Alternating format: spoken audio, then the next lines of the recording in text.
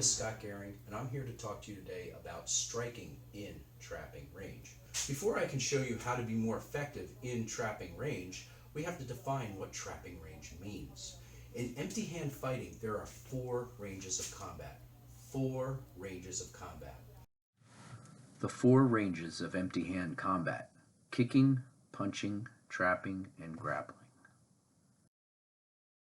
The first range, the longest range, is what we call kicking range. Kicking range is the extension of the foot. So, again, in empty hands, when we're fighting, kicking range is the extension of the foot. That would be kicking range right here. This is kicking range, the extension of the foot. The next range, one step closer, one shuffle closer, is punching range. That would be the extension of the hand. So one shuffle out, kicking range. One shuffle closer, punching range, the extension of the hand.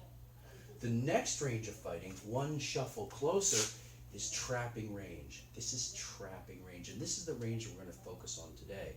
There's one more range, again, one shuffle closer, which is grappling range. Notice there's no space between me and my opponent. This is grappling range. This is a stand-up grappling, or even if you go to the ground, in cases like jiu-jitsu, this is grappling range. No space between you and your opponent. Physical force in the martial arts equals movement plus firepower. Force in the martial arts, physical force, is the blend of movement and firepower. Movement and firepower. This is one of the most fundamental principles in all of fighting. What do I mean by firepower? Well, firepower is any kind of tool that launches and makes contact with an opponent. For example, a jab. A jab is a tool of firepower. It launched and made contact with an opponent. That is how I can tell it's firepower, by making contact. What's a tool of movement? Well, a tool of movement is any kind of tool that moves my set point around the floor. For example, a shuffle. Shuffle is a tool of movement because my set point actually moved around the floor. The relationship between me and my opponent when I shuffle changes. That is a tool of movement. Today, I'll be focused on striking in trapping range. So I'm not going to really focus on the movement aspect of physical force. I'm going to be focused on the firepower portion, okay? Firepower precisely within one specific range of combat, which is trapping range. When we look at trapping range, I usually can tell I'm in trapping range because I can hit him with an elbow. If I can't hit an opponent with an elbow, I know I'm not in trapping range. I'm in one of the other 3 ranges. If I'm too far, I can kick him, I may be able to punch him. Or if I'm too close, I can't really get the elbow in. The elbow doesn't fit, so I can always tell I'm in trapping range when I can actually clip him with an elbow, okay? But short of just elbowing someone, which by the way is one of the most effective things you can do to someone in trapping range, the HKE combination, headbutt, knee, elbow, is one of the most paramount combinations in all of fighting. The HKE combination equals headbutt plus knee plus elbow. What is the HKE combination? Well, that's the headbutt, knee, and elbow, and it doesn't have to necessarily occur in that order. I can do it. An elbow. I can do I can just put in 3 elbows. Okay? I can go. Okay, so the sequencing of the HKE is absolutely irrelevant. It's one of our go-to moves, especially in contemporary Jeet Kune. However, that combination is not the only thing you can do. My goal here is to take you beyond HKE, take you beyond just gross motor, headbutts, knees, and elbows, and expand your vocabulary of trapping motion. The routing of the hands. Inward equals I, backhand equals B. How do we do that? How do we expand your vocabulary of trapping motion? Well, one of the critical things to start with is the hands, the routing of the hands. What do we mean by the routing of the hands? Well, the hands, when they route through the air, if I use an X pattern, have 2 main parts. So if I'm using this X, real simple, inward and backhand, inward and backhand, inward and backhand. And this relationship of inwards and backhands creates a duality. Inward backhand duality is one of the most critical relationships in trapping range. Yin and yang symbol is a black and a white. It's a two-sided duality that integrates with a common middle. Well, it's no different with the inward backhand combination. There's the inward, the backhand, and an integrated middle. The 8 patterns of the inward backhand duality. Number 1, I. 2, I, B. 3, I. 4, I. 5, B. 6, B. 7, B. 8, B. We take the inward backhand duality and put them in combination. We end up with 8 patterns we can apply. 8 patterns. Pattern 1, I. The first pattern is the I. The I. The I looks like this. Inward, inward, inward. Inward, inward, inward. Notice I'm doing open hand. The tool is irrelevant. It could be 3 hammer fists. Inward, inward, inward. This is the I. How that looks applied is very simple. Here's Mr. Bob, our training partner. Notice I'm in trapping range. The I will work in trapping range. How do I know I'm in trapping range? Because I can hit him with an elbow. But rather than elbow, I'm going to hit him with the I. I would look like this. Notice I hit him with 3 open hands. Those are trapping type tools. Ear slap, jaw, eye. Ear slap, jaw, face. Ear slap, jaw, face. These are trapping tools. Why? Because I'm in trapping range. If I was out here, these tools would be ineffective. I would have to hit them with punches. See, because the I would not be able to reach. So that's why these tools, these patterns I'm showing you are effective only in trapping range.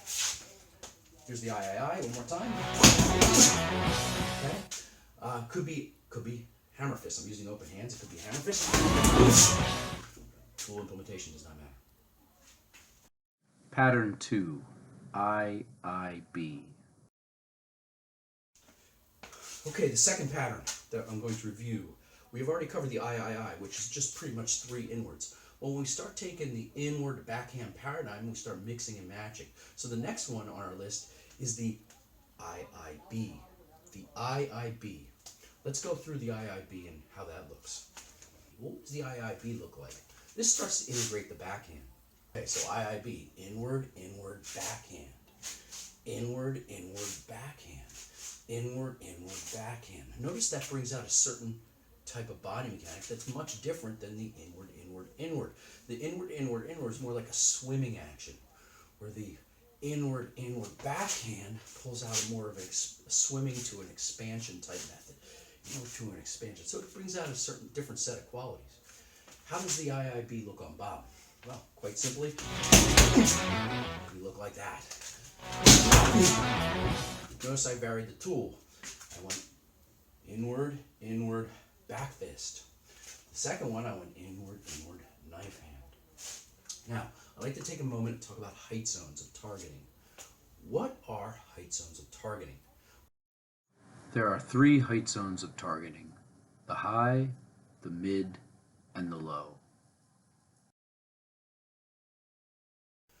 What are height zones of targeting? Well, when we talk about targeting along the dimension of height, there are 3 targeting zones we can apply strikes to.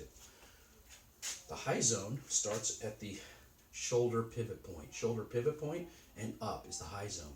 Below the shoulder pivot point to the hip pivot point is the mid zone. And then the hip pivot point to the feet is the low zone. These are the 3 height zones of targeting. So when we're practicing these patterns, what we do is once we get the base down, inward, inward, backhand, we can change the height zone. How do we change the height zone? Well, I start roving up and down the body. For example, I can go all high. Okay, it's all high. Or I can go maybe high to mid.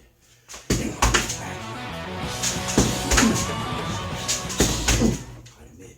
Or maybe high to low. There's the high to low. Notice the inward backhand. Okay, I can actually go low to high. Maybe I start with the groin. Bam, and hit the mid. Okay, maybe I go mid to high.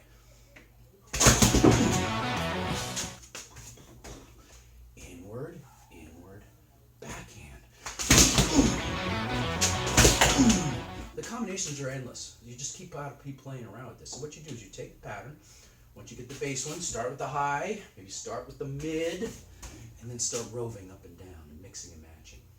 That's how you kind of work in height zones into your trapping. Pattern 3, I, B, I.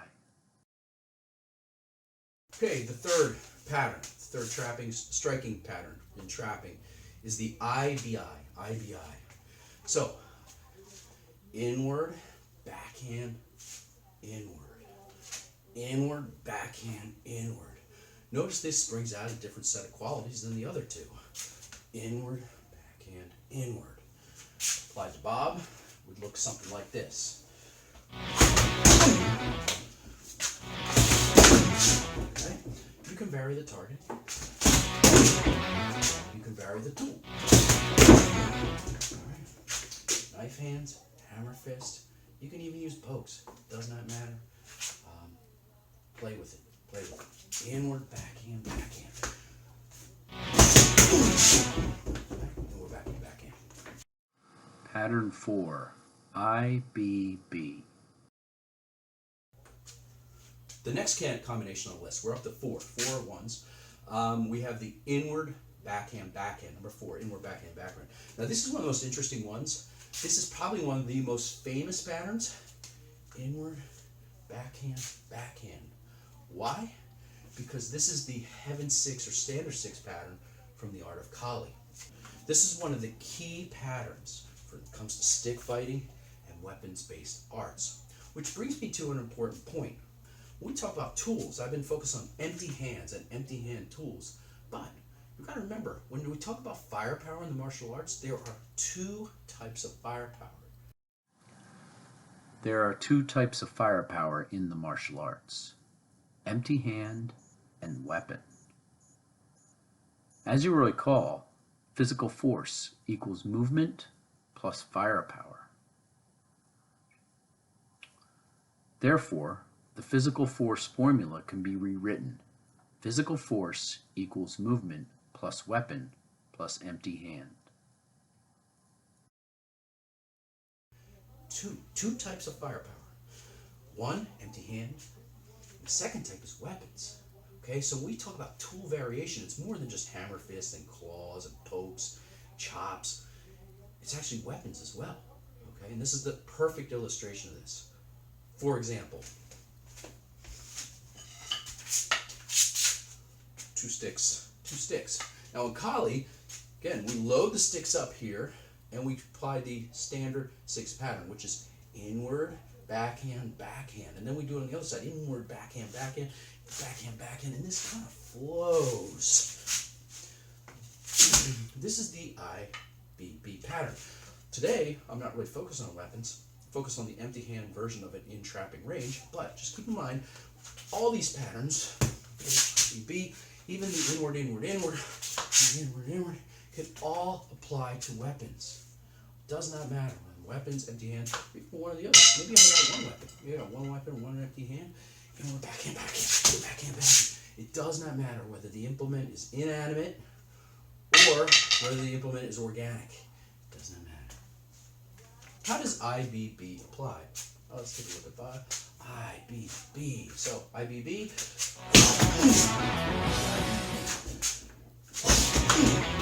Backhand, backhand. Again, I can vary up the height zones just like we did in the other ones. I can even take it low. IBB. I can take it mid to high.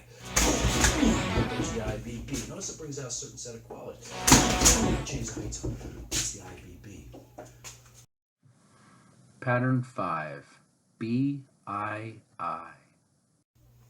Moving on, number 5, BII. BII. Okay, BII. Back fist, inward, inward. back fist, inward, inward. Okay, so how's that look on Bob? There's the back fist, inward, inward. Back fist, inward, inward. Back fist, inward, inward. Now notice all these shots I'm actually clearing out. I'm actually ejecting out of trapping range. I'm going 1, 2, 3, and I'm ejecting out of trapping range. One of the biggest problems with trained fighters is they get hit when they pause on the inside. So they'll get in the trapping range, they'll throw their combination, and they stop. Pausing on this inside is one of the worst habits of trained martial artists. So when I practice my trapping, what I end up doing, notice I evacuate out. This prevents me from getting hit once my flurry is over. I break into trapping range, and now I'm out. This is good habit. This is good practice. Clearing out after your flurry is over reduces you getting hit. Don't pause on the inside. Pattern 6, B-I-B. Okay. Moving on, we're up to number 6, which is B-I-B, backhand, inward, backhand, bib, okay? So, number 6, backhand, inward, backhand, backhand, inward, backhand, backhand, inward, backhand. Kind of looks like this. Okay, so I'm shooting the backhand, inward, the backhand. Okay.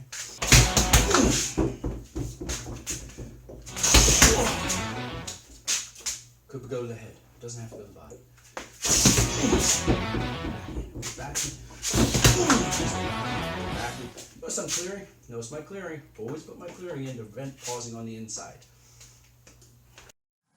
Pattern 7, B-B-I. Okay, we're getting through number 7, B-B-I, backhand, inward. Backhand, inward. Okay, on Bob, quite simply. Backhand, inward, on Bob. Okay, go to the body. To the head.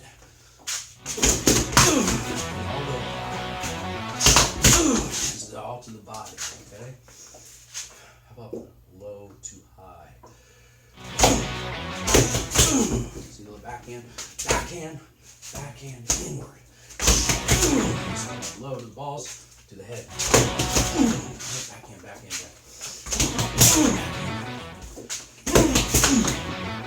Okay. Vary the height zone. Pattern 8, B-B-B. Okay.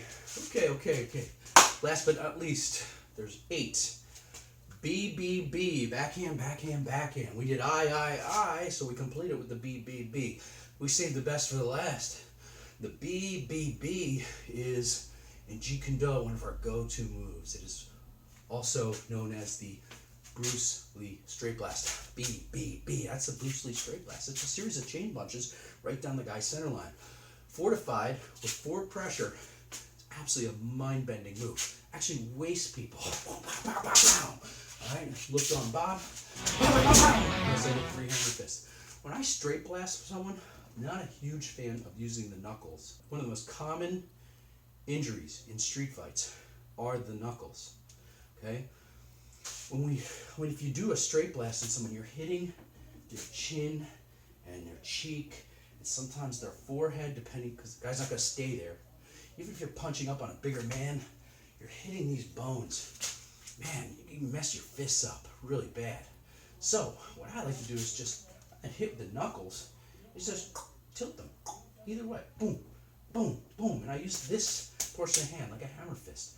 Actually reduces injury to the hand. Works just as fast, just as good, just by tilting your hand this way. Actually enhances your straight blast and reduces injury. So I highly recommend when you do your straight blast, rather than use the knuckles, use the hammer fist portion of it. Still get the rolling energy. Still works just as good. It's my little tip for you. What about the thrust? Some of you may have been asking, what about the thrust? We have the inward, we have the backhand, but what about a straight thrust? Well, the interesting about the thrust, when we talk about the duality of inward and backhand, notice the thrust is right in the middle. So that is actually a zenith between the inward and the backhand. So it's kind of like the integrated middle between the two. So we practice the full range of motion, inward, backhand, inward, backhand. The thrust is actually right here. And the thrust can be integrated into any one of these patterns. So for example, if I'm going, I don't know, IBB, supposing I'm doing the IBB, IBB. At any point, one of these can be converted into a thrust. So I may go IBB. And notice I put the thrust in on that second beat, IBB. When you do that fast, can you really tell the difference? It's a slight trajectory change. Okay, so the thrust can be integrated at any point into these patterns. And actually, that's a nice drill. So when you're practicing any one of these, I'll pick the I. Put a thrust in there. At any point, you can stick a thrust in there. Notice I'm doing I, thrust, I. Notice I varied the heights on I, thrust, I. Okay, so I went inward, thrust, inward. There's 1,000 combinations. This is a multi-dimensional proposition. When you take the 8 patterns and multiply it by 3 height zones, 8 times 3, that's 24 different combinations you can do. Think about how that unfolds. There's so many combinations on this. When you actually add different tool variation, hammer fists, hand, open hand, with the height zone, it fractals even beyond that. And then you add the weapons, and then it even fractals beyond. So when you start doing the mathematics on this, the amount of combinations are almost endless. That's why if you're ever bored training in the martial arts, there's something wrong with you. In closing, I hope you enjoyed this video on trapping effectiveness and enhancement, increasing your vocabulary of motion. Add this to your fight game. Make sure you have range awareness. Try not to pause on the inside. Vary your height zones. Play with this stuff and come up with your own combinations, your own body mechanics, and really take yourself beyond just self-perfection and self-preservation and find self-actualization. It is through these exercises where you'll truly find how you move honestly. Thank you very much. It's been a pleasure. I hope you enjoyed this video. Thank you.